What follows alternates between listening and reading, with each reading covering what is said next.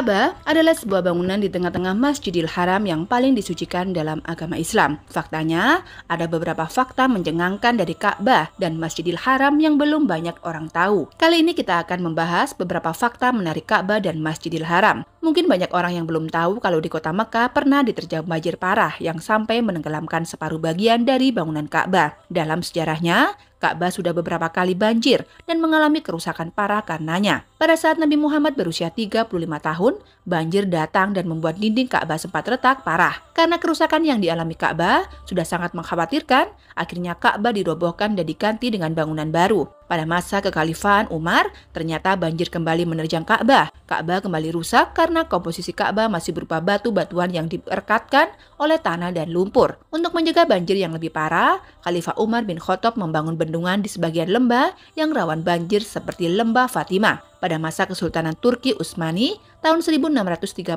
terjadi hujan deras hingga menyebabkan banjir besar di kota Mekah. Banjir memasuki area Masjidil Haram hingga airnya menenggelamkan sebagian Ka'bah. Diperkirakan korban yang meninggal akibat musibah banjir ini sebanyak 500 sampai 1000 orang. Akibat terjangan banjir ini, akhirnya Ka'bah kembali direnovasi. Setelah itu pada tahun 1941 terjadi banjir terburuk di mana karena banjir ini air banjir sampai merendam Ka'bah hingga ketinggian hampir setengah bangunan. Banjir ini disebabkan hujan deras yang mengguyur kota Mekah selama sepekan penuh. Air pun meluap dan membuat aktivitas di Mekah lumpuh total. Meski dikenal dengan cuaca yang panas, namun sebenarnya cuaca buruk cukup sering dialami kota Mekah, mulai dari hujan badai, angin kencang, hujan es, hingga petir yang menyambar-nyambar. Masjidil Haram masih menempati posisi sebagai bangunan termahal di dunia hingga saat ini. Pada tahun 2011, Raja Salman melakukan perluasan dan renovasi masjid yang didirikan pada tahun 638 Masehi ini dengan biaya mencapai 100 miliar dolar atau sekitar 1.400 triliun rupiah. Di dalam Masjidil Haram, Anda akan menemukan Ka'bah yang menjadi arah kiblat bagi umat Islam di seluruh penjuru dunia saat beribadah. Selain itu, Masjidil Haram adalah masjid terbesar di dunia dengan luas kurang lebih 358.000 meter kubik. Untuk mendukung kegiatan ibadah umat Muslim, masjid ini dilengkapi dengan sistem pengeras suara yang mumpuni. Ada sekitar 6.000 speaker yang tersebar di seluruh area masjid seperti lantai, alun-alun, koridor, dan jalan-jalan di sekitarnya. Bahkan setiap harinya ada 50 orang yang bertugas menyesuaikan sound system dengan karakter suara imam, termasuk mengatur tinggi rendahnya posisi mikrofon saat imam berdiri, ruku, sujud, dan tasyahud. Hebatnya lagi, suara yang dihasilkan dari sound system ini bisa terdengar hingga sejauh 9 km dengan kualitas yang masih sangat jernih. Jadi, wajar kalau biaya renovasinya sangat besar dan menjadikannya bangunan termahal di dunia. Ka'bah yang ditutupi kain kiswa dan dihiasi dengan ayat-ayat suci Al-Quran selalu diganti dengan yang baru setiap tahunnya. Kerajaan Arab Saudi menetapkan pergantian kain kiswa dilakukan setiap 1 Muharram yang sebelumnya dilakukan pada 9 Zulhijjah saat jemaah haji wukuf di Arafah. Kain kiswa sendiri terbuat dari sutra asli yang dilengkapi dengan kaligrafi yang terbuat dari benang emas. Satu kiswa membutuhkan sekitar 700 kg sutra murni, 120 kg benang perak pelapis emas, 100 kg perak, dan 300 kg bahan pelapis di bagian belakang sutra. Bahkan, harga untuk satu kain kiswa bisa mencapai 25 juta rial per tahun atau sekitar 99,3 miliar rupiah. Proses pergantian kiswa dimulai dengan melepas dan memotong tali-tali pengikat antara sisi kiswa yang menutup Ka'bah. Sementara itu, kiswa yang baru dibawa dengan truk dari pabrik pembuatannya, dikawal dengan penjagaan yang sangat ketat. Setelah sampai di Masjidil Haram, kiswa baru diangkat ke atas Ka'bah dengan cara menarik tali yang diikat di beberapa titik. Setelah kiswa baru terpasang, kiswa lama dilepas dan digulung oleh petugas untuk dibawa kembali menggunakan truk. Kain kiswa bekas biasanya diberikan sebagai hadiah kepada pejabat-pejabat tinggi organisasi atau tokoh-tokoh muslim di berbagai negara. Bagian-bagian dari kiswa yang lama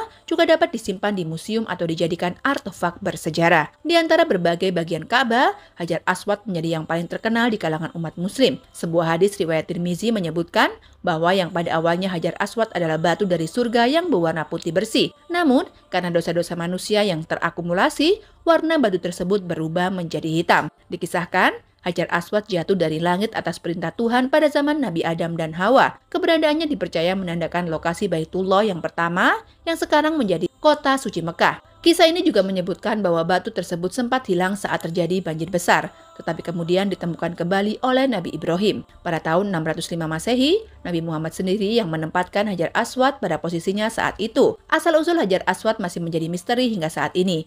Para ilmuwan mengajukan berbagai teori, namun belum ada yang dapat dipastikan kebenarannya. Ada pula air Zam-Zam yang berasal dari sumur suci yang terletak di Masjidil Haram dan telah menjadi sumber air yang istimewa bagi umat muslim selama berabad-abad. Air Zam-Zam juga diyakini berbeda dengan air mineral biasa karena salah satu kandungannya adalah fluor alami yang bagus untuk kesehatan gigi. Selain itu, kandungan kalsium dan magnesium air Zam-Zam juga lebih tinggi dari air biasa yang mengagumkan. Meskipun sumber Zam-Zam telah ada selama ribuan tahun, airnya tidak pernah kering. Menurut para hidrologi, sumber Zam-Zam terhubung dengan sistem akuifer yang luas, memungkinkan air untuk terus mengalir. Beberapa ahli juga berpendapat bahwa sumber Zam-Zam menerima air dari sumber bawah tanah yang dalam dan terpisah dari siklus air permukaan. Selain itu, pemerintahan Arab Saudi juga sangat ketat menjaga kemurnian dan kebersihan air Zam-Zam. Sumur ini terpantau dan diuji secara teratur untuk memastikan kualitas airnya. Air Zam-Zam didistribusikan ke seluruh Masjidil Haram melalui sistem perpipaan modern dan keran air yang higienis. Pemerintah juga menyediakan air Zam-Zam dalam kemasan